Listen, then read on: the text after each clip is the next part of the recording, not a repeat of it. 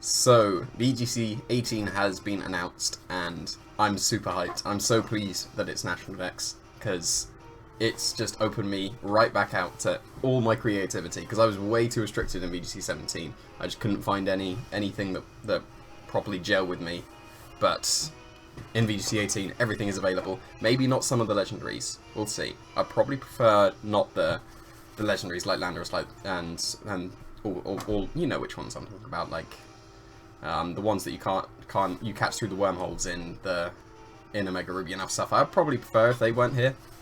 But for now, I've already built like 10 teams for VGC 18 now, because this will actually be the first Battle Spot doubles. This is technically Battle Spot doubles still. This will be the first one I've actually built a team properly for this, because all my other ones were just previous versions, or like newer versions of old format teams. So this is going to be my first actual Battle Spot doubles team. So kind of based it around the idea of my my VGC 17 team that I took to Worlds, with pretty much pure setup. Everything has a way of setting up, technically, with Moody on Smeargle, if you count that. But I did stream yesterday, and I used Eevee to celebrate Jeremy winning a regional, the first ever regional win for Eevee. So as you can see, it didn't really go that well, but let's try and start climbing now, because I'll be playing a lot more Battle Spot doubles. So I do find it more fun than VGC 17. I've only got one, like, I've probably got mid-season in, what, 3 weeks, and then I'll have the international in London. So I've got 2 more tournaments for VGC 17, but I'm way more hyped for 18 now. So I'm going to be playing a lot more Battle Spot doubles. So I did say what things you would want to see in VGC 17, but now instead suggest what you want to see in VGC 18, because I'm way more hyped for VGC 18, and I need to play as much as I can and get all the practice in before the start of the new season, so I have the one up on everyone. But here we go, Japanese guy, and we're gonna see the pledge stuff. Got double genies, pledges, and then Aegis Kang, so looks pretty standard. I think I'll go with Smeargle. Like, Smeargle's probably going to be one of the main leads every single time. I think the Salamence is still fine.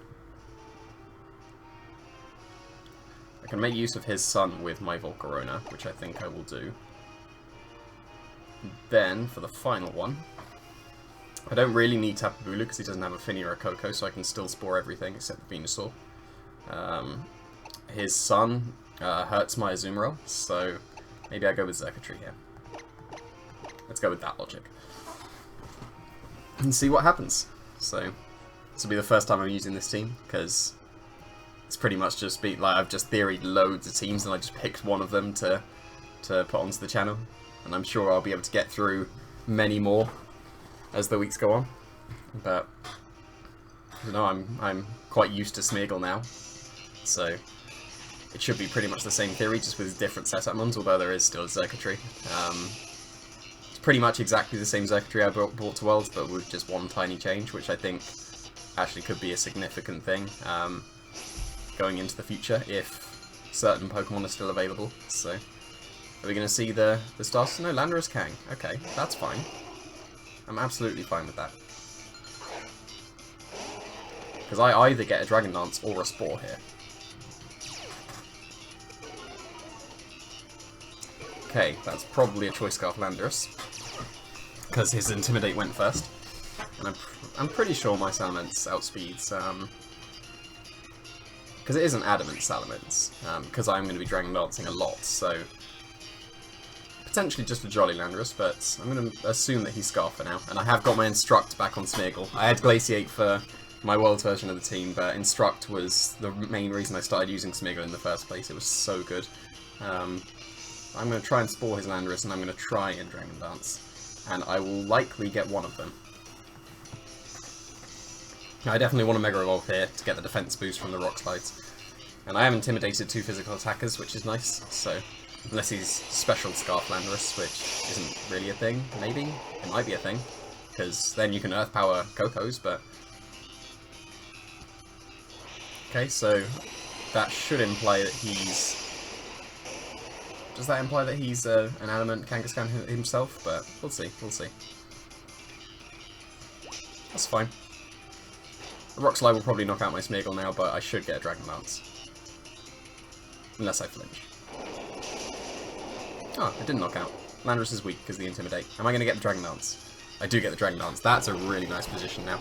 Because I can Wide Guard forever on his Landorus. I can completely ignore it. Which is really good.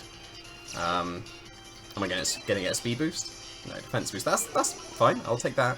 But yeah, I can just Wide Guard that Landorus forever. And I can't remember if +1 return KOs Kangaskhan.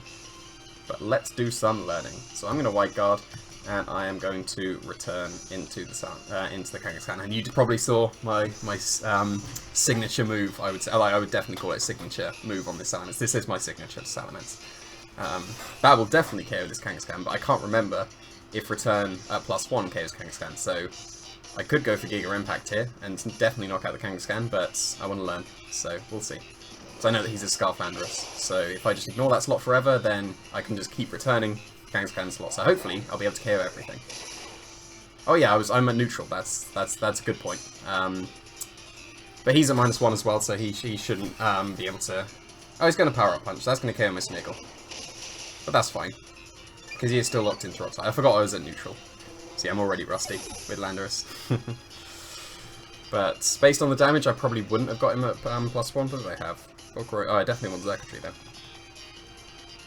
It's good that he only got back to neutral with his Power Up Punch.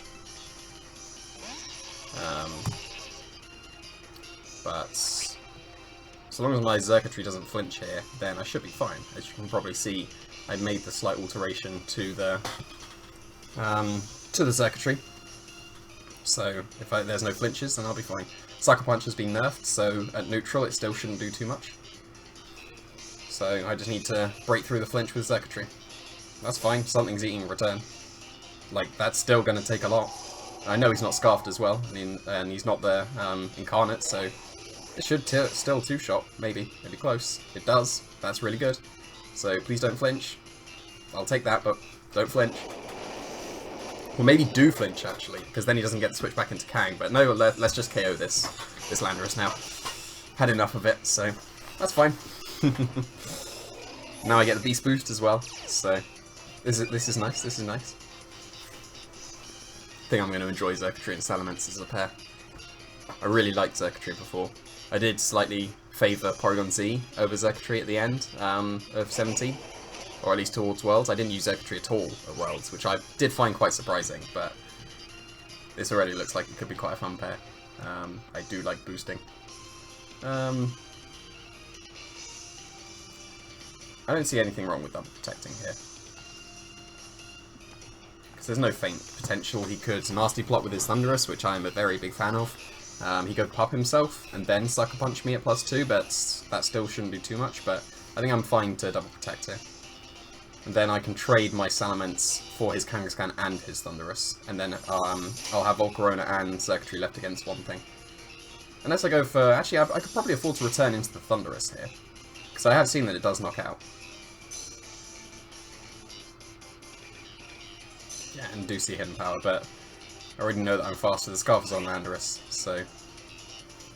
Unless that was a very high roll and I get a very low roll, then I should be fine. He is back at neutral with his Kangaskhan, though. What would I prefer? Salamence and Volcarona, or Circuitry and Volcarona? I think Salamence. Because Volcarona takes care of Aegislash if it is Aegislash at the end. But I should be able to get 2 knockouts here. Unless he returns into my... he won't have Charizard, so he will have Aegislash. So Circuitry is technically better. But I don't want to return into a Kangaskhan switching into an Aegislash. So I will go for a Thunderbolt into Kangaskhan. And I will return the Thunderous. He should be able to knock out my Circuitry with Kangaskhan if he does attack. Okay, so if I'd returned the Kangaskhan, that would have been the better way around. And that is Aegislash, so that's fine. That still takes a reasonable amount. Again, it would probably be better if... oh, he's Slowking, so fine. Absolutely fine. But then, again, I probably should have judged that based on the damage, because I think a +1 return can KO Kangaskhan's neutral return didn't look like it with a 1.5 times boost would KO, so yeah, I think I should be fine now, because I've got Volcarona in the back as well, and I should be able to KO the Aegislash. But a return and a +2 Thunderbolt should KO the Aegislash here.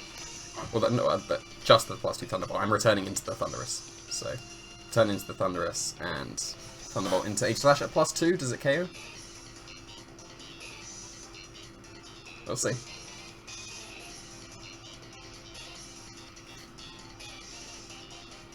But I don't think he really has a way out. He could protect his Thunderous and he could Ghosty him into my Salamence.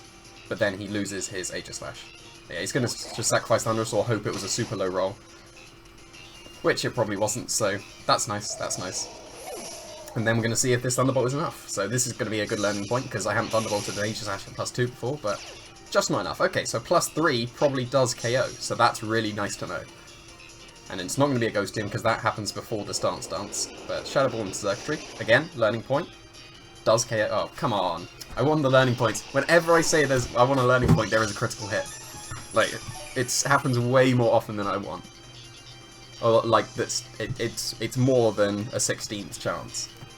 Like, whenever I want to learn, there always seems to be some kind of critical hit. Well, there's only one kind of critical hit, but it always seems to be a critical hit, so I don't learn.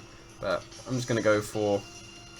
I will go for a Bug Buzz here, and I will just return. Because it doesn't really matter if he Stance Dances here. Yeah, expected forfeit anyway, so that's nice. Speeds it up a little bit, but that was a very nice first game, showing that Mega Salamence is still the best Mega. Well, it's one game, so that's hardly showing, so I have to do a few more, but I've missed this Salamence. This Salamence is so good. It's probably my favourite ever Pokemon that I've used. Purely because of the Giga Impact. Like, the Dragon Dance set is really nice, but just Giga Impact is so good. It opens up so many win conditions that aren't normally there. Like, if your Salamence is definitely going to get KO'd that turn, then you might as well do more damage. If you're going to lose unless that Pokemon gets KO'd and return isn't enough, then Giga Impact can open that up. So, like, it's just so good. It has been slightly nerfed, so maybe it won't get as many KOs as it did before, but it's still a Giga Impact with a 1.2 times boost rather than just the 1.3, so it still should get a lot of kills, but yeah, I've missed it, and I'm going to enjoy using it again. So, is that another Japanese guy? It's going to be that pretty standard team that people like to call the new chalk, so how do I go about this one? I feel like if I can belly drum the Zoom roll, then I'll be sorted. And it should be possible. But I don't know if his Koko has discharge. If I remember, it's Psycheum, Cress, Scarflandorus, I think.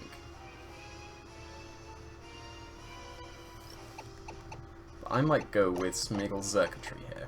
I think that could be okay.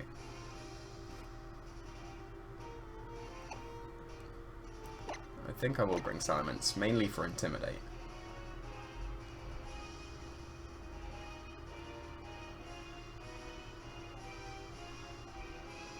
No, I think I will lead with a Azumarill.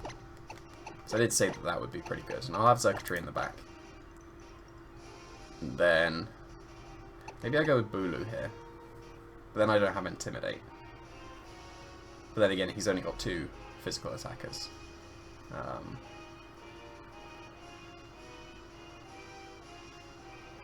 It does help with Landorus as well. No, I will go with Bulu. I used Salamence last time. Let's go with this way round. Like, I'm completely experimenting here. I don't know this matchup. I'm sure I will learn this matchup if I use this team more, but then again, I don't know if I'm going to use this team more. So, it may be already solving the format, but I don't know. It just seemed like it would be my style, and I just threw it together. So, we'll see. We'll see. I'm sure it could definitely be more solid than it is. Okay. Fair enough. So, Does he fake? He can afford to fake out Azumarill here because I can't Spore. So you surely don't fake out Smeargle in this situation. But he can also afford to just return. So it is awkward because I could Spore and switch to Bulu, which is what I'm going to do. It's one of the reasons why I wanted to bring Bulu, so I could Spore. But he could very easily just straight up return into Smeargle, and that would be very bad. But if he does that, then he was willing to let me get a Belly Drum. So I think he should fake out the Azumarill because because the Spore can't happen. At least that's my logic. So I think I feel like it is a 50-50 whether he fakes out the Azumarill or he just returns the Smeargle. So he should know that I can switch in Bulu, but hopefully his fake out into Azumarill. Nice. So the Kang is going to sleep, and we are heavily threatening that Finny. So very nice, very nice. That's a good turn 1. Because now I should be able to Spore, and I could Sword Stance. I could. This is probably going to be Specs based on Dazzling Gleam. But I can freely Spore. If that is Specs as well, I can freely Spore that slot. But he could switch into his Koko. My speed rises, which is really nice. So, do I expect a Koko switch to stop the Spore onto Finny?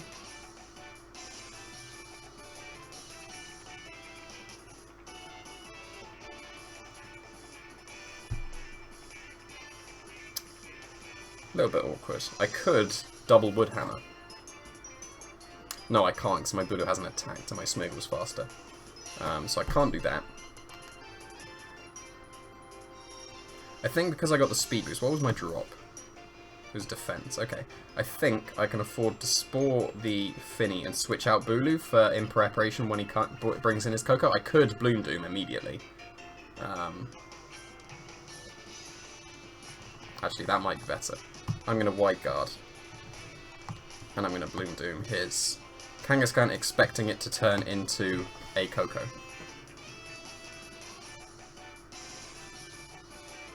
Okay, is he doing it the other way around? Oh, that's Heatran, that's fine. Is he just sacrificing Kang then? He is, nice. That's pretty good, that's pretty good. The Azumarill switch would have definitely been better, because his Kang had a guaranteed turn of sleep, and I would have been able to follow me Belly Drum for guaranteed, but taking out a Mega Kangaskhan for free is pretty nice. I will take that. So, interesting that he, because the Spore was pretty much guaranteed into the Finny slot as well, so he was willing to let me just Spore his Heatran, so very surprising. Maybe that should imply he didn't bring Koko, and that would be really nice.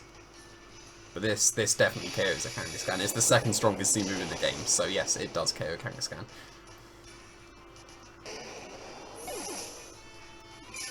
So that's pretty good. I've still got my speed boost. If he brings in Finny, then I can't Spore. But I might be inclined to switch out Smeargle in that case.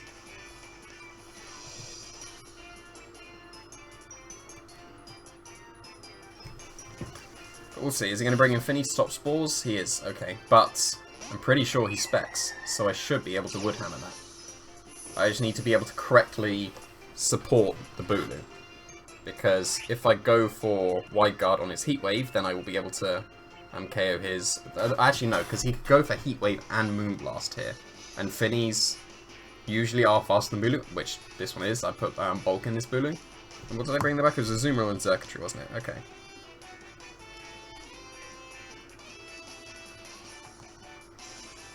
I think it would be okay if he goes for single target moves. Because if Bulu goes down, then I'll be able to get my Belly Drum, most likely.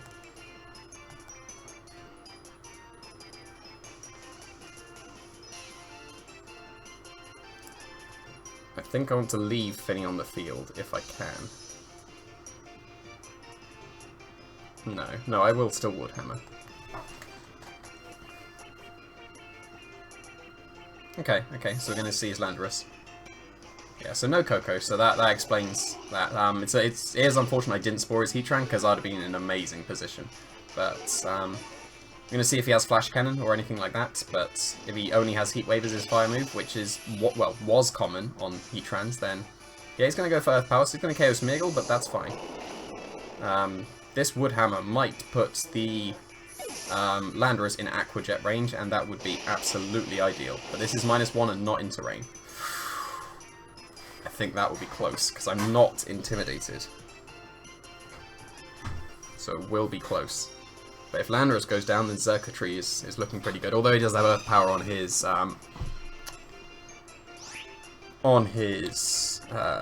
Heatran.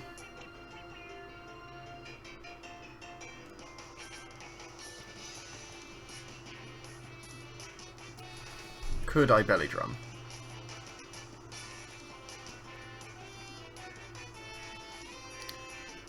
It feels possible, but Aqua Jet probably KOs Landorus from there. But then, if he knows that, then he should switch out Landorus, and then that would give me the Belly Drum.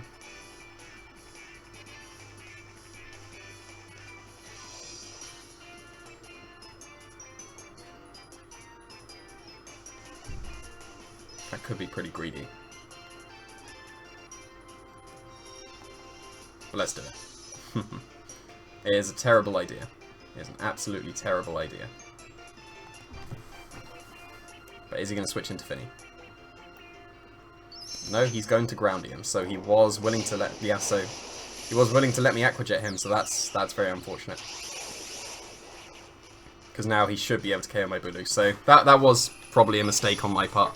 But... Again, I do find it quite surprising that, I expected Finny to switch in there. Because Aqua Jet seemed pretty likely onto that Landorus. But are we strong enough? We're not strong enough. And he should be able to just fire move and KO my Bulu here. Or not, or not. Let's take that. We will take that. But now, is he Adamant Landorus? I'd very much appreciate it if he is Adamant Landorus.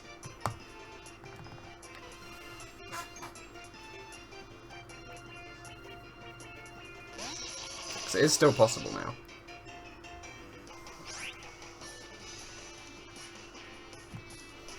Because if he's Adamant Landorus, then I can KO it before it does anything, although my Bulu is useless.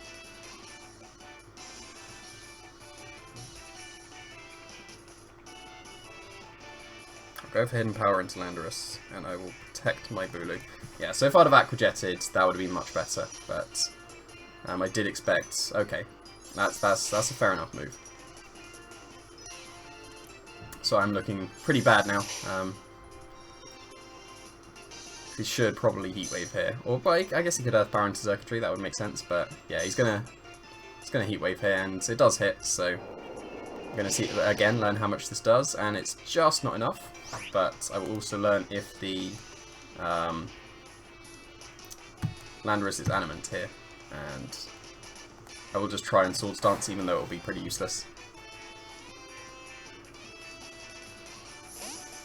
Okay, that makes sense. I probably could have called that, but yeah, he just needs to Heat Wave here and he'll be fine.